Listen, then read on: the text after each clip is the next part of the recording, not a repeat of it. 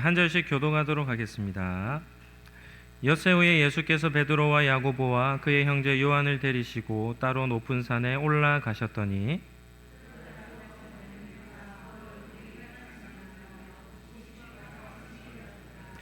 그때 모세와 엘리야가 예수와 더불어 말하는 것이 그들에게 보이거늘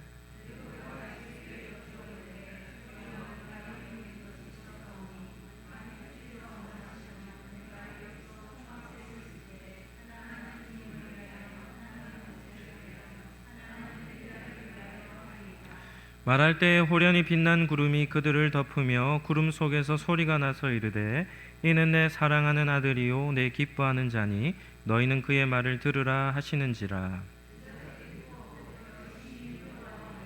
예수께서 나와 그들에게 손을 대시며 이르시되 일어나라 두려워하지 말라 하시니 제자들이 눈을 들어보매 오직 예수 외에는 아무도 보이지 아니하더라.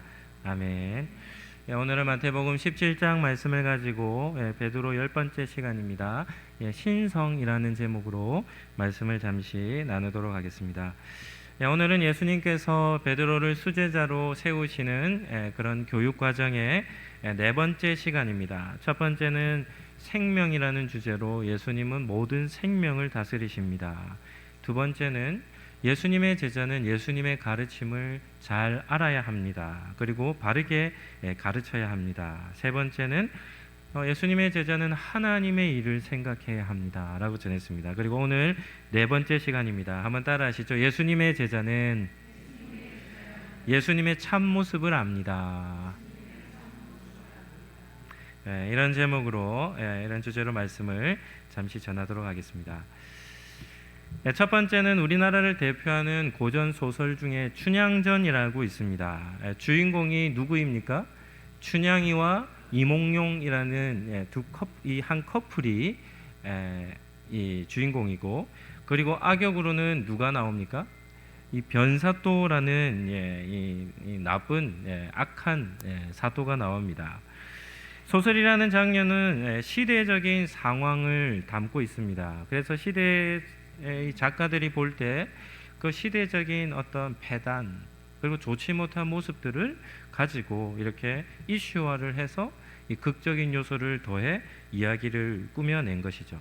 춘향전에서 기억해야 될 한 가지 이슈가 있는데 그것이 무엇인가 하면 신분 차이를 극복한 사랑 이야기입니다. 양반 출신의 사또 아들이었던 이몽룡입니다. 그러니까 뭐 양반 출신이니까 뭐 좀 사회적으로 높은 어떤 집안의 출신이었죠. 그에 비해서 이 춘향이는 기생 출신입니다. 그러니까 양반 출신과 기생 출신의 이 남자와 여자가 만나 이렇게 서로 혼인한다. 그 당시 상황으로는 불가능한 일이었다고 합니다. 그럼에도 이 둘은 너무나 사랑했습니다. 그리고 이몽룡이 이제 아버지가 이제 한양으로 올라가게 되면서 춘향이에게 한 가지 약속을 하며 떠납니다. 과거를 급제하고 난 이후에 내가 반드시 남원으로 돌아와서 너를 데려가겠다라는 이런 약속을 하고는 서로가 헤어지죠. 근데 문제가 무엇인가 하면 이몽룡 가정이 떠난 그 자리, 이몽룡 아버지의 사또의 자리에 누가 부임을 하는 겁니까? 변학도라고 하는 이 악한, 또 특히나 이 여자를 밝히는 이 사람이 부임을 하는 것이죠. 그리고는 춘향이의 아름다움에 반해가지고는 계속해서 이 수청을 요구하는 겁니다. 그런데 이제 춘향이가 자기의 이 정절을 지키며 그것을 거부하자 이 당시는 뭐 여자들도 많이 때린 것 같습니다. 그리고 매로 다스리고 그리고 감옥에 넣어버리죠. 그러던 중에 이몽룡은 장원에 급제하고 전라도의 암행어사로 이렇게 임명이 됩니다. 근데 이몽룡이 이 남원으로 다시금 돌아왔을 때 어떤 모습으로 돌아옵니까? 거지의 모습으로 돌아오는 겁니다. 자신은 원래는 암행어사인데 암행어사의 신분을 숨기고 그냥 거지 행세를 하는 겁니다. 그리고 춘향이 어머니 이 월매를 만났을 때 이 월매가 이몽룡을 보고는 어떻게 했겠습니까? 엄청 실망합니다. 왜요? 춘향이가 지금 옥에 갇혀 있거든요. 그래서 이몽룡이 구원해 줘야 되죠. 끄집어내 줘야 하는데 거짓꼴로 나타났으니까 어떡하겠습니까? 크게 실망하고는 박대합니다. 그리고 춘향이와도 이 재회를 하는데 이 이몽룡은 자신의 이 암행어사의 신분을 춘향에게도 감추어 둔 것이죠. 여기에서 이제 소설의 극적인 이제 요소들이 나타나는데요. 이 춘향이와 이몽룡이 재회한 그 다음 날이 이 변사또의 생일입니다. 그리고 변사또의 생일날 마지막으로 춘향이에게 자신을 받아줄 것을 요청하는데 거절하면 어떻게 할 계획이겠습니까? 춘향이를 죽일 계획을 세웠던 것입니다. 그리고는 이러한 사실들을 춘향이가 이몽룡에게 전합니다. 그러니까 이몽룡이 막 속에서 막 분노가 치밀어 올랐겠죠. 그런데도 이몽룡은 그러한 사실들을 잠시 멈춰두고는 변사또의 이 악행을 철저하게 파헤칩니다. 그리고 변사또 생일날 몰래 그곳에 잠입을 해서는 이 변사또가 지금까지 행했던 모든 악행들을 다 점검한 이후에, 다 철저하게 조사한 이후에, 그리고는 그 잔치하는 그곳을 떠나면서 시들 한 편 이게 없습니다. 제가 PPT 자료를 한번 준비했는데요. 한번 보시겠습니까? 금술독 안의 술은 누구의 피입니까? 천백성의 피요. 옥쟁반 위의 고기는 무엇입니까? 만백성의 기름이라. 촛불 눈물 떨어질 때 백성 눈물 떨어지고 노랫소리 높은 곳에 원망소리 높더라. 이 한마디의 시를 읊으며 이 변사또의 생일 현장을 떠납니다. 그리고는 조금 뒤에 어떤 모습으로 등장합니까? 암행어사 어떻게 합니까? 출두요 이러면서 그 자리에 이제 암행어사의 신분으로 다시금 나타나서 죽음 앞에 놓여 있었던 춘향이를 구해냈고, 그리고 이 악행을 저질렀던 변사또를 이렇게 징계를 하는 모습입니다. 그리고 이제 춘향이와 이몽룡은 행복하게 살았다, 뭐 이런 내용이죠. 네. 설교를 시작하면서 이 춘향전의 예를 든 이유가 있습니다. 암행어사의 신분을 가지고 있었지만 그것을 숨기고 거지로 위장했던 이몽룡의 모습 때문입니다. 이몽룡은 자신의 신분을 완전히 속이기 위해서 거지 행세를 한 것이죠. 왜 거지 행세를 했겠습니까? 사람들은 거지에게는 관심을 두지 않습니다. 누구의 관심의 대상도 아니죠. 특히나 뭐 변사또 같은 이런 악행을 행하는 사람이 거지에게 관심을 두겠습니까? 그런데 이몽룡은 이렇게 거지 행세를 한 이유가 무엇입니까? 실질적인 그 땅에서에 일어났던 이런 도덕률이죠. 그러한 것을 낱낱이 파헤치고자 했던 하나의 이 계략이었던 겁니다. 그런데 실질적으로 이몽룡은 어떤 신분을 가지고 있었습니까? 암행어사라는 신분을 가지고 있었죠. 이것이 진짜 이몽룡이었다는 것입니다. 오늘 우리가 살펴보는 이 예수님, 두 번째 주제는 예수님의 성육신인데요. 우리가 가지고 있는 성경에는 사복음서에 예수님의 사역에 대한 기록이 집중해서 기록되어져 있습니다. 예수님께서 이 땅에 어떻게 태어나셨는지, 그리고 어떤 사역을 행하셨는지, 그리고 어떻게 이 세상에서의 삶을 마무리하셨는지를 보여줍니다. 우리 성도님들은 예수님에 대한 이미지가 어떻습니까? 우리는 예수님 시대를 살지 않았기 때문에 예수님이 어떤 외모를 가졌는지도 모르지만 대부분의 사람들이 예수님에 대한 이미지는 무엇을 통해 가지고 있습니까? 예수님에 관련된 영화입니다. 머리가 어떻죠? 단발 정도 되는 곱슬머리에, 눈매는 아주 깊고, 그리고 얼굴은 어떻습니까? 매력적인 얼굴을 가지고 있죠. 그런데 실상은 그러지 못했다는 것을 우리는 알 수 있습니다. 이사야 53장 2절 말씀입니다. 제가 한번 읽어드릴게요. 그는 주 앞에 자라나기를 연한 순 같고 마른 땅에서 나온 뿌리 같아서, 같이 한번 읽어볼까요? 고운 모양도 없고 풍채도 없은즉 우리가 보기에 흠모할 만한 아름다운 것이 없도다. 예수님은 외모적으로도 어떻습니까? 아름답지 못했습니다.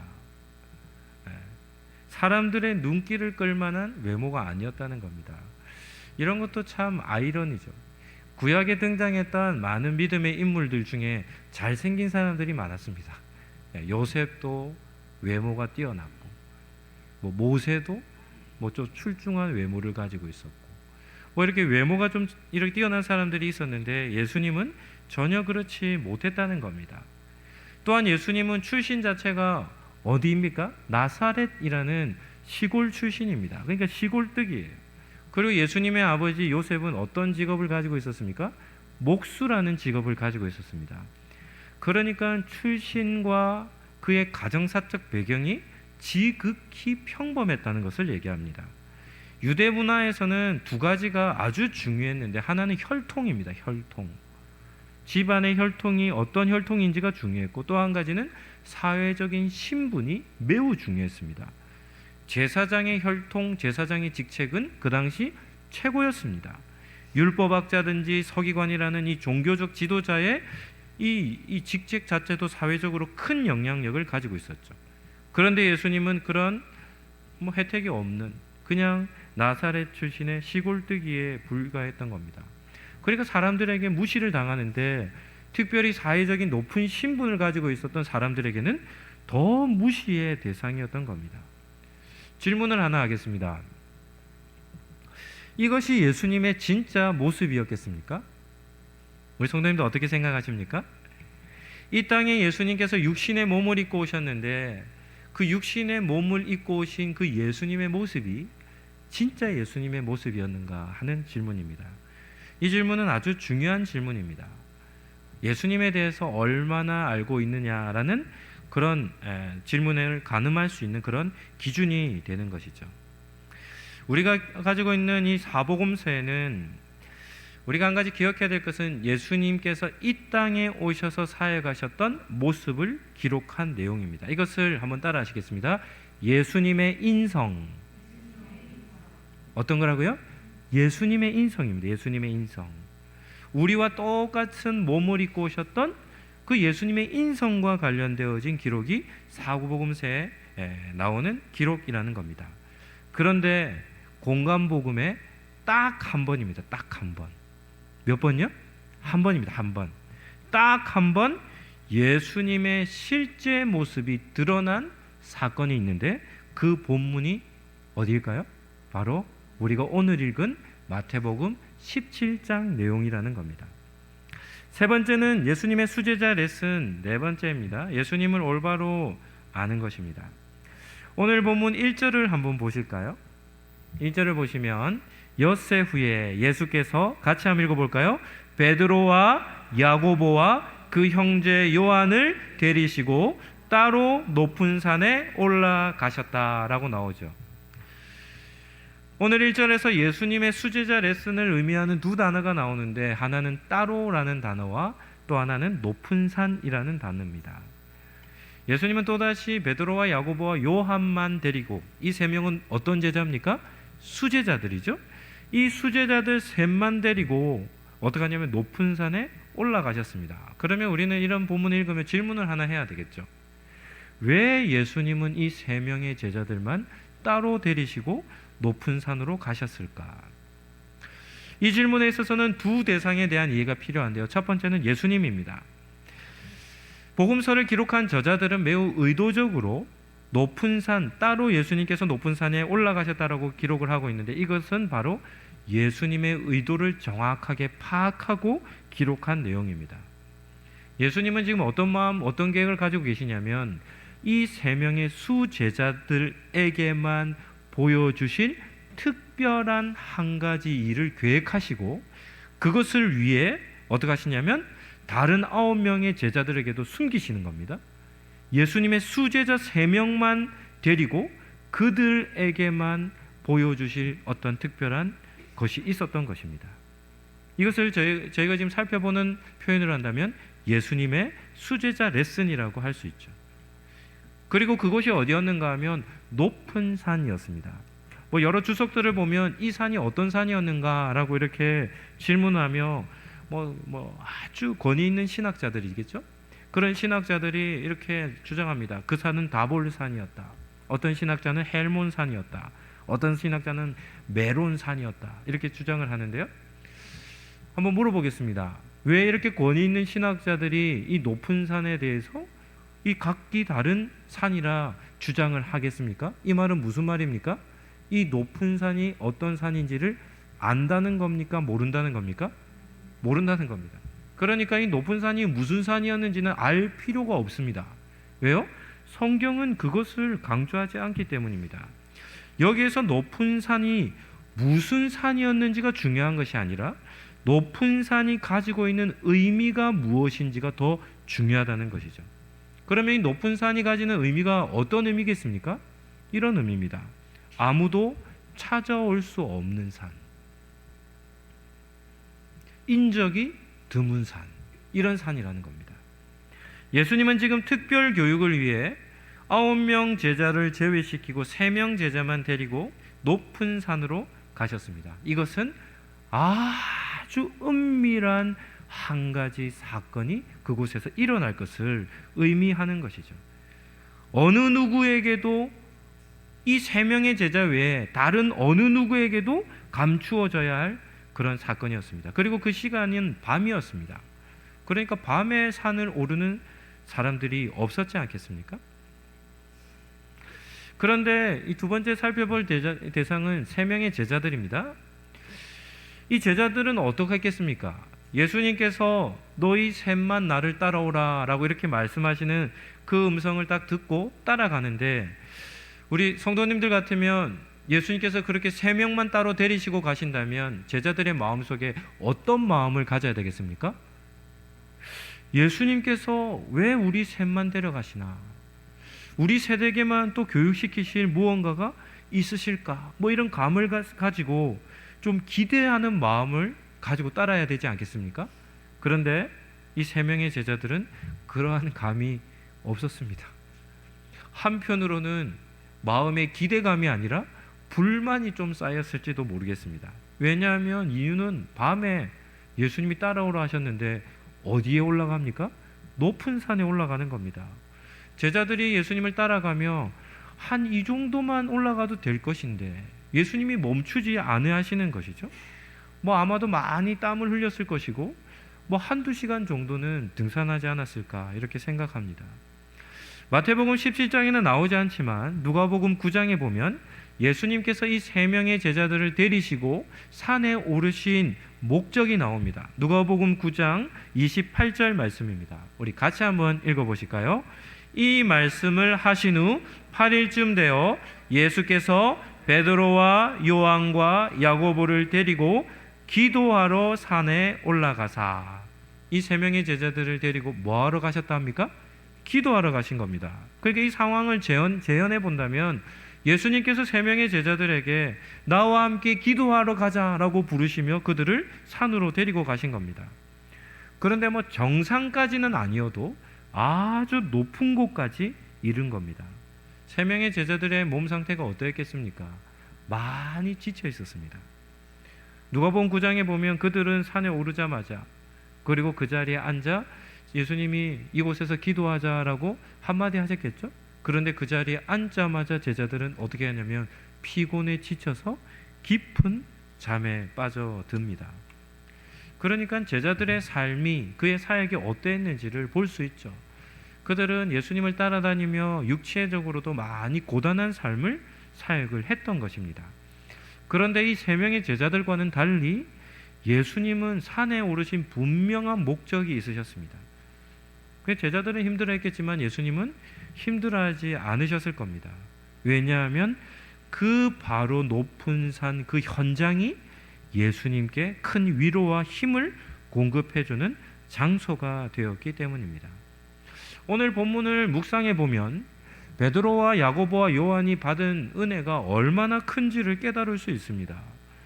예수님은 이 3명의 제자들에게만 예수님의 신비를 보여주셨기 때문입니다. 2절 말씀을 같이 한번 보시죠. 2절입니다.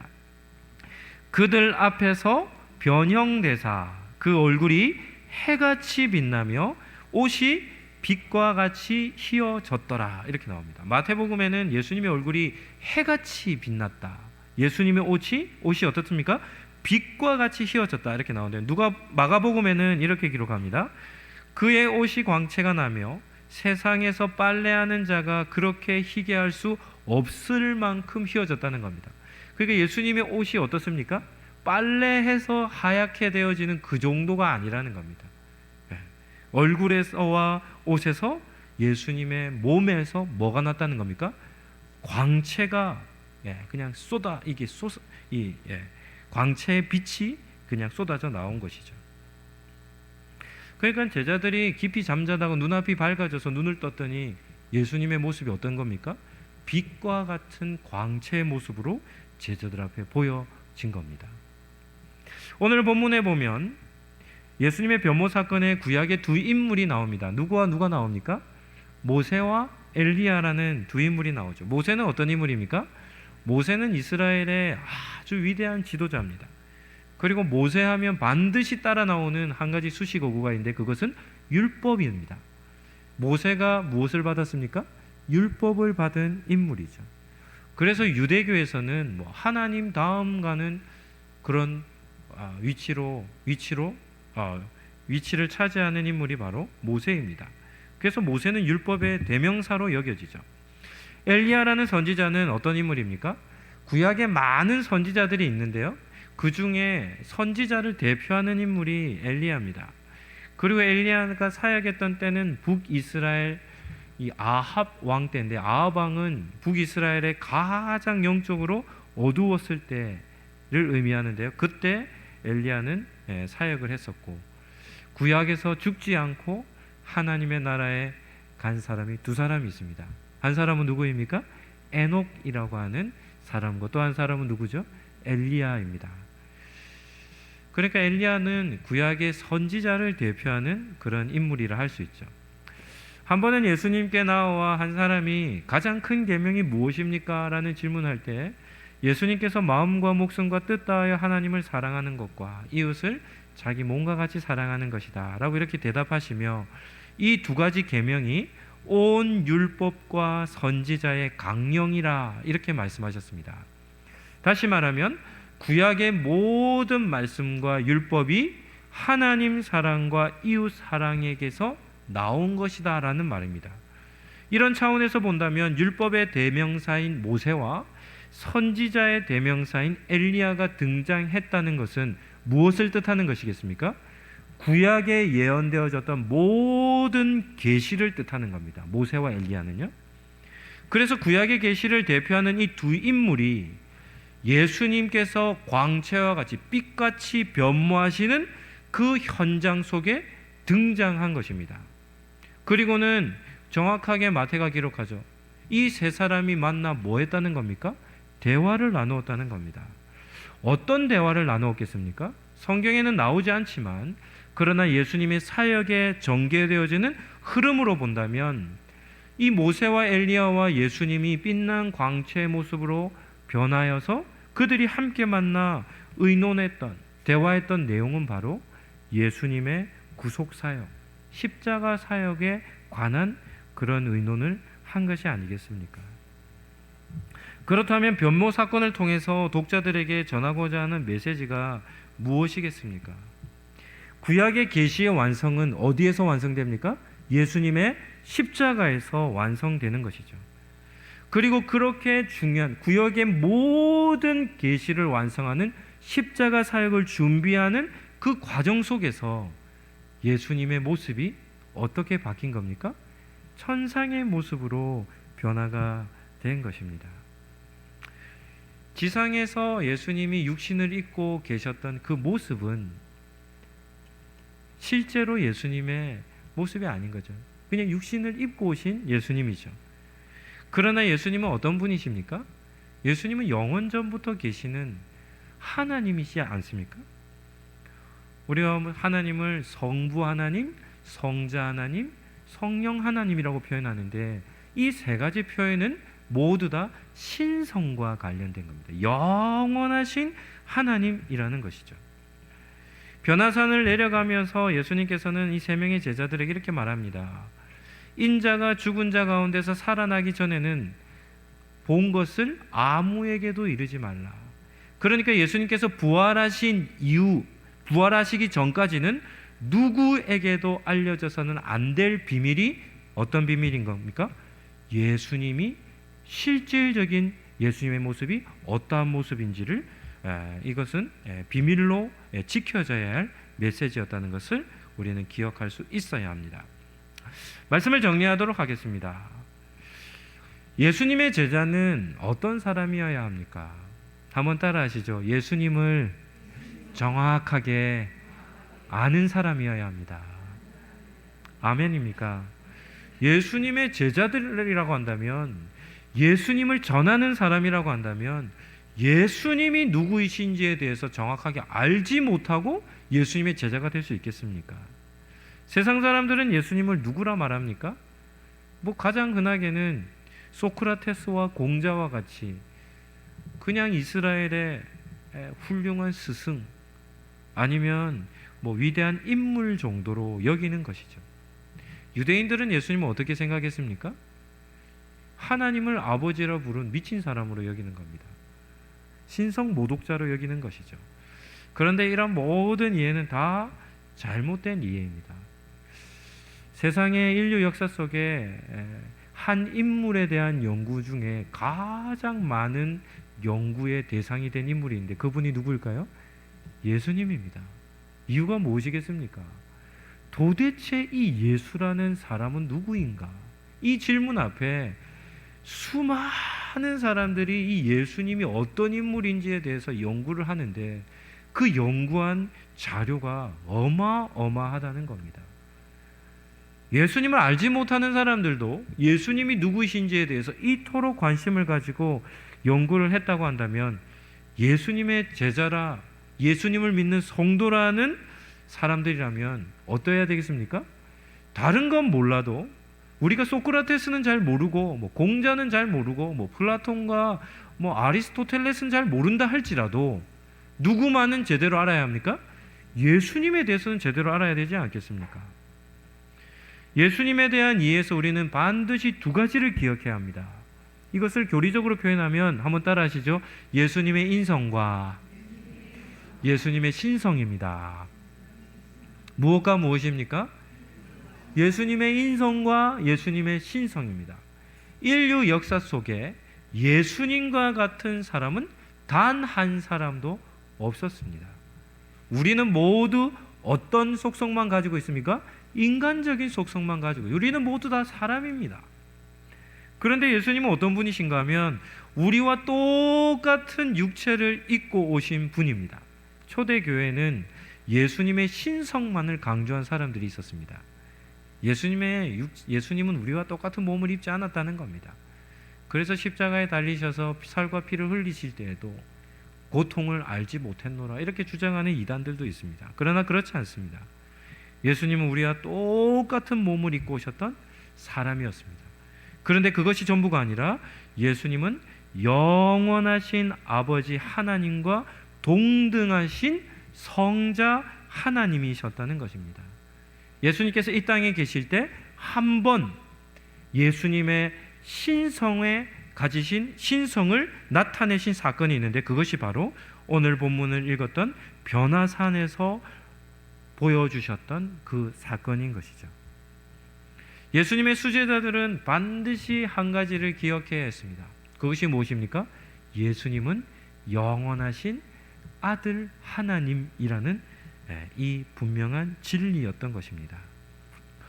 예수님의 신성도 우리가 좀 묵상해야 될 대상입니다. 여러분들은 예수님의 영원하신 하나님 되심에 대해서 묵상을 해보셨습니까? 예수님은 영원전부터 계셨던, 천지를 창조하실 때 아버지 하나님과 함께 세상을 창조하셨던 분이셨습니다. 영원하신 분이시죠. 그러한 영원하신 하나님 되신 예수님을 묵상해야 어떤 은혜를 누릴 수 있겠습니까? 예수님이 그 신성을 어떻게 합니까? 포기하시고 이 땅에 사람의 몸을 입고 오셨다는 그 사실을 우리가 기억하면 그곳에서부터 예수님의 성육신하신 사건을 우리가 보고 우리가 묵상하게 되면 거기에서 얼마나 큰 헌신을 하셨는지, 우리를 향하신 사랑의 크기가 얼마나 크신지를 우리는 발견할 수 있기 때문입니다. 세상에 존재하는 존재하는 신이 아니라 신화에 나오는 신들 중에 뭐 종이라고 여겨졌던 사람들을 위해 희생한 신들이 있습니까? 뭐 신화에 나오는 모든 신들은 자기 배를 위합니다. 얼마나 이기적인지 모릅니다. 세상이 정치하는 우리나라의 정치만 보더라도 뭐 보수며 뭐 진보며 뭐 필요 없습니다. 둘 다 똑같습니다. 뭐 어느 것이 더 옳고 그른지 잘 모르겠습니다. 사람들이 정치하는 정치는 똑같습니다. 다 부족합니다. 전부 다 이기적입니다. 자기 당을 위하든 자기를 위하든 모든 사람들은 이기적입니다. 신화에 나오는 모든 신들, 뭐 그것은 다 거짓된 신들이지만 하나같이 다 똑같습니다. 다 똑같습니다. 그런데 우리 기독교에서 믿는 예수님은 어떤 분입니까? 피조물입니다. 자기가 친히 만든 피조물입니다. 근데 그 피조물을 위해 예수님은 자신의 신성을 내려놓기까지 하시며 인간의 몸을 입고 이 땅에 오셔서 자기가 만든 피조물의 손에 의해 죽기까지 우리를 사랑해 주신 것이죠. 그래서 예수님의 이 신성을 우리는 묵상해야 하고, 그리고 이 땅에 오신 예수님의 그 모습도 우리는 함께 묵상을 해야 합니다. 그러할 때에 예수님으로부터 어떤 은혜가 있습니까? 우리를 사랑하시는 그 은혜를 우리는 경험할 수 있게 되는 것입니다. 그리고 이런 예수님에 대한 온전한 이해는 오직 성도들에게만 주어진다는 사실을 기억해야 합니다. 한 가지 질문해 보죠. 변화산상에서 예수님께서 이렇게 빛으로, 빛 같은 존재로 변화되신 모습을 이 세 명의 제자들이 목격했지 않습니까? 베드로는 그 변화산상에서 예수님의 빛의 광채와 같은 모습을 본 그 사건을 어떻게 했겠습니까? 그것을 잊고 살았을까요? 아니면 평생 기억하며 살았을까요? 평생 기억하며 살았습니다. 베드로 후서 1장 16절에서 18절에 보면 베드로는 여전히 변화산상에서 예수님의 그 변모하신 그 광채로 보이신 예수님의 모습을 생생하게 기록하고 기억하고 있었던 것입니다. 마찬가지입니다. 우리도 예수님에 대해서 묵상할 때, 예수님을 기억할 때 단순히 십자가에 달리신 예수님만을 기억하는 것이 아니라 어떤 모습으로도요? 영원하신 빛 가운데 계신 예수님의 모습도 우리는 기억을 해야 하는 것입니다. 한번 따라 하시죠. 예수님을 바르게 알아야 예수님을 사랑할 수 있습니다. 한 번 더 하시죠. 예수님을 사랑해야 예수님을 닮아갑니다. 예수님의 제자는 예수님을 바르게 아는 것부터 시작해야 그분으로 인하여 우리에게 베푸신 사랑을 깨닫고 예수님의 큰 사랑을 경험해야 누구를 닮아갑니까? 예수님을 닮아갈 수 있는 것입니다. 한번 따라하겠습니다. 예수님의 제자는 영원하신 예수님을 믿습니다. 이 믿음이 저와 여러분에게 소망이 되는 줄로 믿습니다. 영원한 성자 하나님이신 예수님의 은혜와 아들까지 아끼지 않고 보내주신 하나님의 사랑과 예수님을 사랑하는 마음 주시는 성령님의 교통하심이 예수님을 온전히 알므로 더욱 예수님을 사랑하기로 다짐하는 상록교회 모든 권속들 머리 위에와 가정과 이 나라 민족 세계 모든 교회들 머리 위에 지금부터 영원토록 함께 있을지어다. 아멘.